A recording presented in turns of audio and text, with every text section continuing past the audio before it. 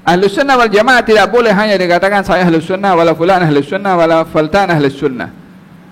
Dia bukan hanya pakaian boleh siapa saja pakai. Dia ada konsepnya. Dia ada pilarnya. Dia ada kaedahnya. Jadi tak ada siapa boleh punya kaedah sendiri lalu ambil nama ahlus sunnah wal jamaah dipakaikan dengan kaedahnya. Sekali lagi saya katakan, imam ahlus sunnah bukan cuma 4, ramai. Cuma yang tersusun ilmunya itu sampai sekarang rapi adalah 4 imam ini. Ahlus sunnah wal jamaah tidak terlepas daripada 3 ini. Ilmu iman, ilmu Islam dan ilmu ihsan, atau fiqh, tauhid, ihsan atau tasawuf atau ilmu ad-tazkiyah. Kaji dan pelajari oleh mereka sebelum mereka masuk agama Islam sehingga bercampur. Maka keluarlah golongan-golongan yang berbagai-bagai. Ada golongan namanya Al-Jahmiyah, ada golongan namanya Qadariyah, ada golongan namanya Jabariyah, ada golongan namanya Mu'tazilah. Semua golongan yang saya sebutkan adalah golongan orang-orang yang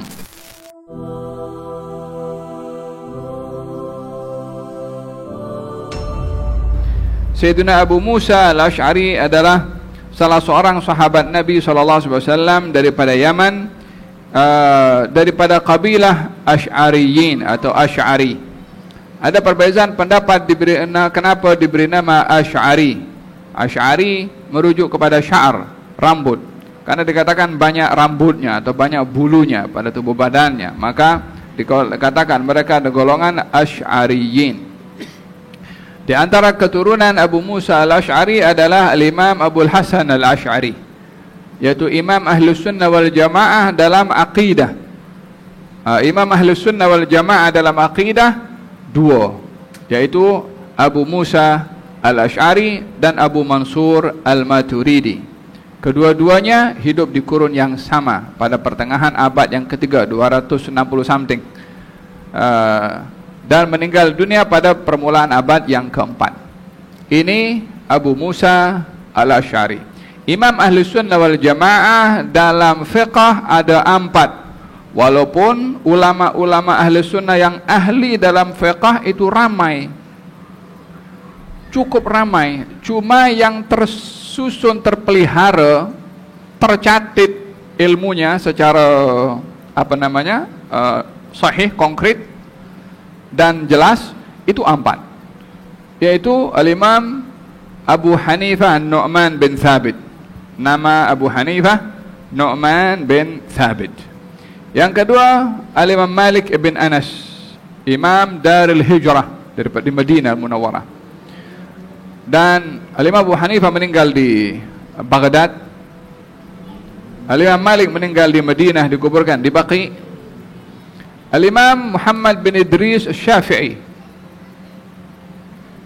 lahir di Palestin, meninggal dunia di Mesir, dikuburkan di Kairo. Dan yang terakhir adalah Imam Ahmad ibn Hanbal, meninggal dunia juga di Baghdad. 4 imam ini dikenali dengan Imam Ahlus Sunnah wal Jamaah dalam fiqh. Sekali lagi saya katakan, Imam Ahlus Sunnah bukan cuma 4, ramai. Cuma yang tersusun ilmunya itu sampai sekarang rapi adalah 4 imam ini. Kemudian imam dalam ilmu at-tasawuf. Ilmu tasawuf yang dimaksudkan adalah ilmu ihsan, ilmu ihsan, ilmu akhlak, ilmu tazkiyah. Imam dalam ilmu ini adalah Al-Junaid ibn Muhammad Sayyid al-Ta'ifah, dan juga Al-Imam Muhammad ibn Muhammad Al-Ghazali, Abu Hamid Muhammad bin Muhammad Al-Ghazali. Ini imam yang terkemuka dalam ilmu at-tazkiyah atau ilmu tasawuf atau ilmu al-akhlaq. Jadi bila dikatakan nama-nama imam ini bukan untuk menunjukkan hanya mereka saja, tidak, ramai. Cuma yang ke depan itu adalah mereka, yang dikenali adalah mereka. Al-Imam Abul Hasan Al-Ash'ari yang menyusun kembali ilmu aqidah atau ilmu al-kalam atau ilmu at-tauhid. Al-Imam Abul Hasan Al-Ash'ari.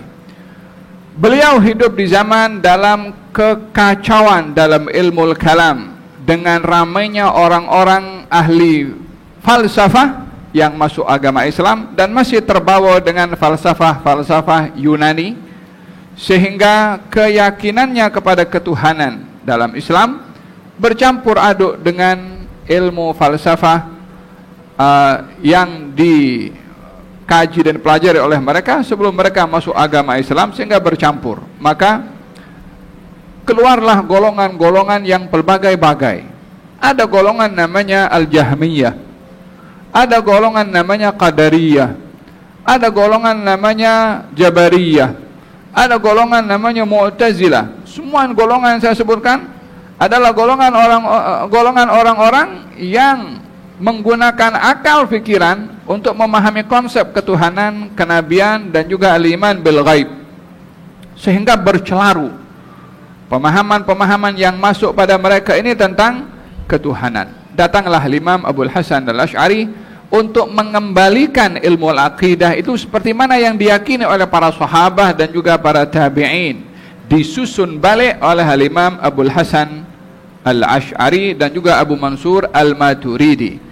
Seperti mana al-imam empat ahli sunnah wal jamaah dalam ilmu fiqh, bukan malah mereka itu pencetus utama dalam ilmu fiqh. Ilmu fiqhnya sudah ada dalam Quran, ilmu fiqhnya sudah ada dalam hadis. Cuma dia bercampur dengan segala, karena agama ini bukan fiqh saja. Agama itu tiga, merangkumi fiqh, tauhid, dan juga ilmu aqidah atau ilmu ihsan. Maka al-imam Abul Hasan terkenal dengan ilmu akidahnya, empat imam terkenal dengan ilmu syariahnya, Imam Junaid bin Muhammad dan Imam Al-Ghazali terkenal dengan ilmu tasawufnya atau ilmu al-ihsan. Maka dengan demikian ahli sunnah wal jamaah tidak terlepas daripada tiga ini: ilmu iman, ilmu Islam, dan ilmu ihsan, atau fiqh, tauhid, ihsan, atau tasawuf, atau ilmu ad-tazkiyah. Ya, ini sedikit berkenaan dengan warna atau definisi ahli sunnah wal jamaah. Jadi ahli sunnah wal jamaah tidak boleh hanya dikatakan saya ahli sunnah, wala fulan ahli sunnah, wala faltan ahli sunnah. Dia bukan hanya pakaian boleh siapa saja pakai. Dia dah ada konsepnya, dia ada pilarnya, dia dah ada kaedahnya. Jadi tak ada siapa boleh punya kaedah sendiri lalu ambil nama ahli sunnah wal jamaah dipakaikan dengan kaedahnya. Awak punya kaedah sendiri, silakan pakai, beri nama sendiri, tapi jangan curi pakaian orang untuk dipakaikan kepada kaedahnya sendiri. Paham dong? Hada berkenaan dengan ahli sunnah wal jamaah.